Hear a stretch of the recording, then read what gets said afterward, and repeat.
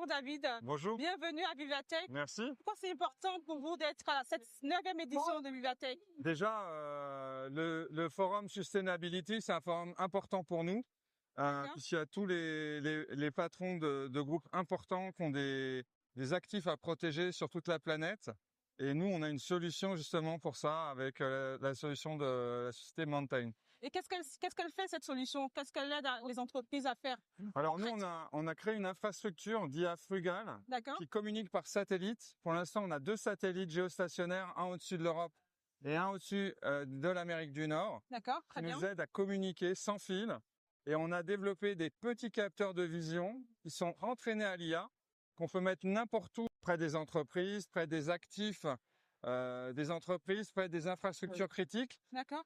Et je vous en montre voilà le device. Donc ce device est entraîné à l'IA. Il y a un capteur de vision.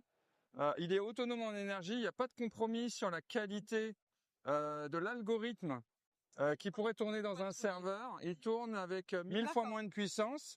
Et dans ce device, en fait, on va pouvoir monitorer des agricultures, on va pouvoir monitorer des bâtiments, on va pouvoir détecter des départs de feu, on va pouvoir protéger et sécuriser des bâtiments. Et la communication entre ce device et le satellite se fait sous moins d'une seconde dès que l'IA a détecté un problème. Donc on est sur des très petits modèles de langage focalisés sur des cas d'usage très précis. En termes de consommation, on est... Alors en termes de consommation, c'est une très bonne question.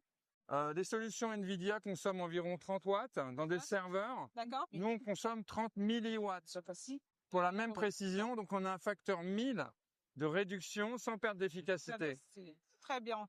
En tout cas, bravo. Et merci. C'est vraiment un plaisir de pouvoir voir toutes ces innovations en cours et de comprendre que l'IA aussi, elle est là pour aider, en tout cas, pour avoir un impact positif. Exactement. J'ai une dernière question en termes de data, de données. Oui. Comment ça fonctionne?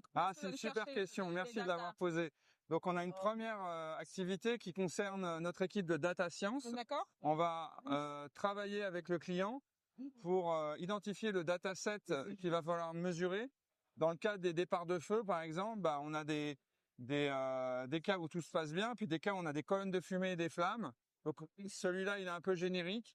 Quand on travaille avec des entreprises, ça peut être un peu plus particulier. Donc, on va adapter le dataset à la caméra et au modèle. On va le mettre dedans. Et ensuite, on a une phase qu'on appelle le fine-tuning. Donc, on va prendre des images en plus sur le champ pour vraiment optimiser le modèle. Et c'est comme ça qu'on crée un bon dataset. C'est avec des images existantes, plus des images qu'on crée à partir de ce device. Et une fois qu'on en est là, et qu'on a validé que c'était le bon niveau de performance, après c'est autonome. Ça